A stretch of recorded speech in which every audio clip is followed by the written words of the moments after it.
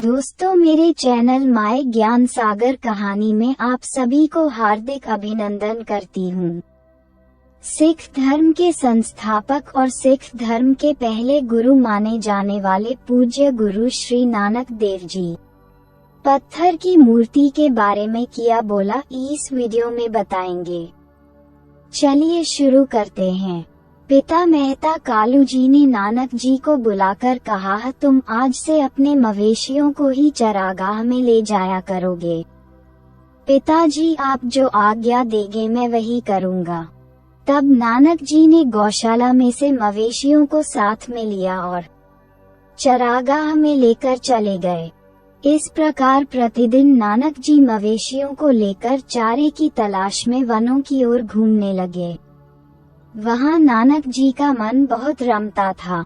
वह एकांत वास तथा शांत वातावरण में प्रभु की चरणों में मन एकाग्र करके चिंतन में खो जाते।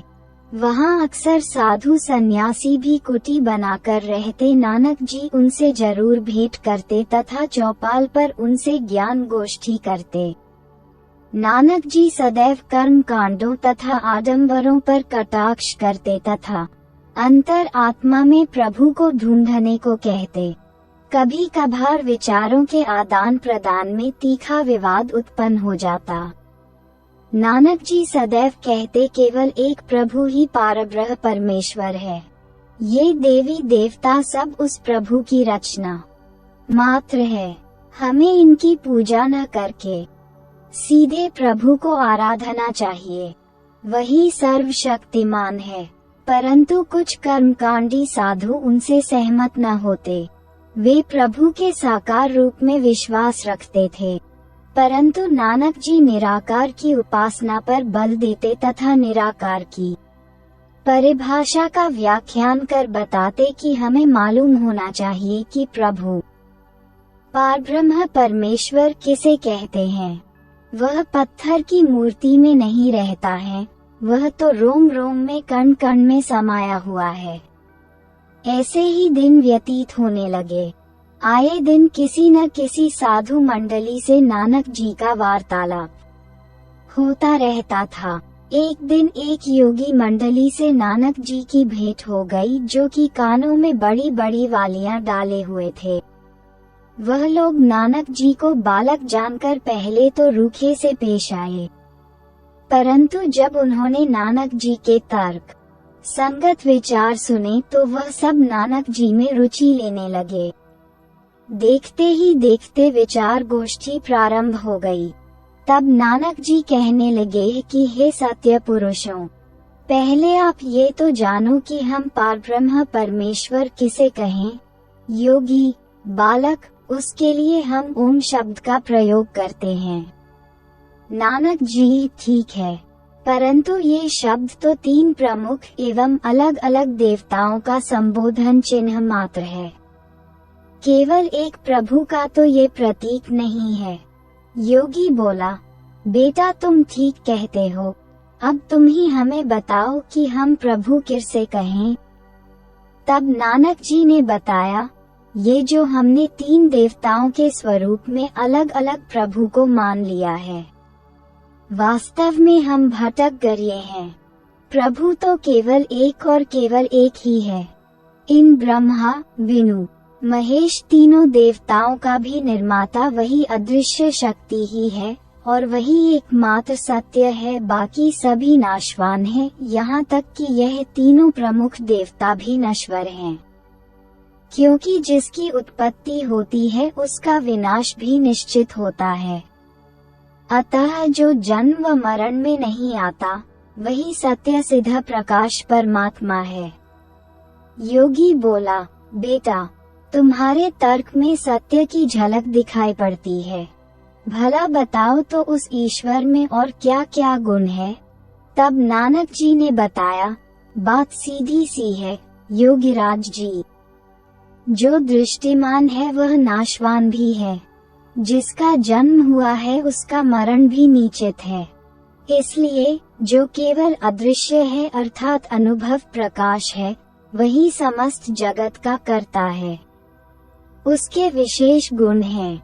वह अभय है, अर्थात उसको किसी दूसरी शक्ति से पराजित होने का डर नहीं है, क्योंकि उसके समान कोई दूसरी शक्ति है ही नहीं, बस वही एकमात्र शक्ति है जिसका प्रतिद्वंद्व कोई नहीं है।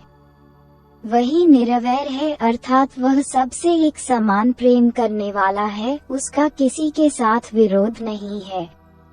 वही एक मात्र शक्ति है जो कि समय के बंधनों से मुक्त अर्थात ऊपर है। वह न बूढ़ा होता है, न युवक, न ही बालक, वह तो सदैव एक सम रहने वाला अकाल पुरुष है जो कि माता की कोख से जन्म नहीं लेता। इसके विपरीत वह देवी देवताओं के माता पिता है तथा ये सब सांसारिक है। अब प्रश्न यह उठता है कि उसकी उत्पत्ति कैसे हो। योगी बोला, वह तो स्वयंभू है। तब नानक जी बोला, बिल्कुल ठीक, उसका निर्माता कोई नहीं, उसने अपना निर्माण स्वयं ही किया है, इसीलिए उसे ईश्वर कहते हैं। अब फिर से प्रश्न उठता है कि उसकी हमें प्राप्ति कैसे संभव हो सकती है। योगी बोला, हम इस कार्य के लिए समाधि लगाते हैं, चिंतन मनन करते हैं। तब नानक जी ने बताया, योगी जी एक बात जान लो, जब तक तुम्हारे पास किसी पूर्ण पुरुष का मार्गदर्शन नहीं होगा, तब तक ये समाधियां तथा चिंतन मनन व्यर्थ हैं, क्योंकि सच्चे गुरु के मिलाप के बिना तुम्हारे किसी भी कार्य में सफलता के अंकुर नहीं फूटेंगे। अर्थात पूर्ण गुरु की कृपा के बिना प्रभु मिलन असंभव है। योगी बोला, बेटा बताओ, हम सत्य गुरु की कृपा के पात्र कैसे बनेंगे। नानक जी बोला, योगी जी, गुरु की आज्ञा पालन करने से ही हम उस परमात्मा की कृपा के पात्र बन सकते हैं। केवल गुरु धारण करने मात्र से बात नहीं बनती। योगी बोला, बेटा ये बात भी तुम सत्य कह रहे हो, परंतु प्रश्न अभी भी वैसे का वैसा ही है। हम ये कैसे जाने कि हमें गुरु जी की क्या आज्ञा है तथा उनके आदेशों का पालन कैसे हो।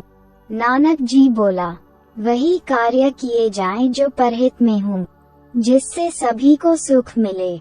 हमारे किसी भी कार्य में दिखावा न होकर वास्तविकता हो, अर्थात हम केवल कर्मकांडी ही न रहें, बल्कि सभी कार्य दिल से सीधे संबंध रखते हों।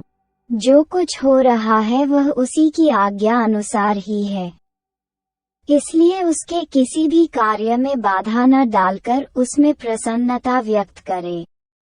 बस इन्हीं बातों से गुरु प्रसन्न होकर प्रभु मिलाने में सहायक बनते हैं। तब योगी जी गुरु नानक जी की ईश्वर के प्रति मधुर वाणी सुनकर योगी जी पूरी तरह संतुष्ट हो गए।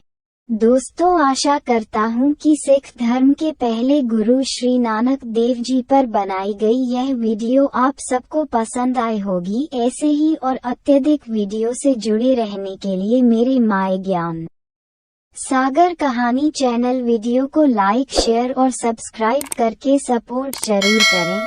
फिर मिलते हैं एक शिक्षा भरी नई अनमोल वचन वीडियो के साथ। अपना ख्याल रखिएगा।